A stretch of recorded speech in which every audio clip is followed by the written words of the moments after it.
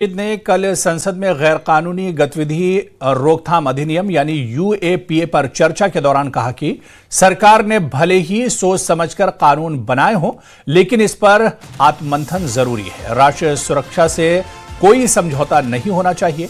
आतंकवादी और आम नागरिक के बीच साफ फर्क करना जरूरी है। उन्होंने प्रधानमंत्री नरेंद्र मोदी से सीधा सवाल करते हुए उन्होंने कहा कि आप कहते हैं मोदी है तो मुमकिन है, तो आज इसे साबित कीजिए और निर्दोष लोगों को राहत देने के लिए कुछ सख्त धाराओं को हटाने की मांग की। उन्होंने जम्मू कश्मीर का मुद्दा भी उठाया और पूरे देश में एक जैसे कानून होने के दावों के बावजूद पीएसए के लगातार इस्तेमाल पर सवाल खड़े किए। अपने भाषण के अंत में इंजीनियर रशीद ने राम और सीता का प्रतीक इस्तेमाल करते हुए कहा कि जैसे राम वनवास के बाद घर लौट आए, वैसे ही आज भी अनगिनत सीताएं अपने राम का इंतजार कर रही हैं। उन्होंने उम्मीद जताई कि सरकार जल्द सार्थक बदलाव लाएगी ताकि लंबे समय से बिछड़े परिवार फिर से एक हो सकें।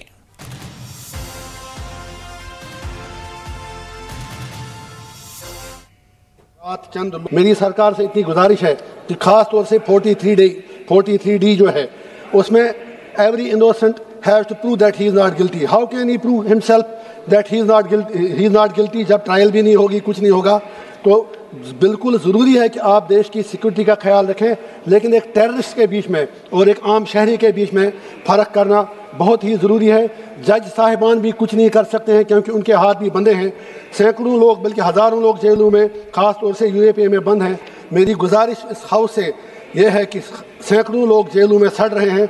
इस कानून में अगर वाकई मोदी जी है तो कहते हैं मोदी है तो मुमकिन है, ज़रा आज करके दिखाइए।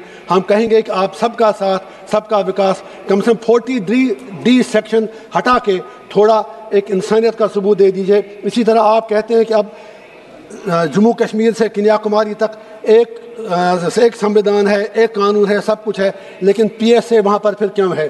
पीएसए की तलवार वहाँ से ख़त्म कीजिए। That absolutely extra constitutional.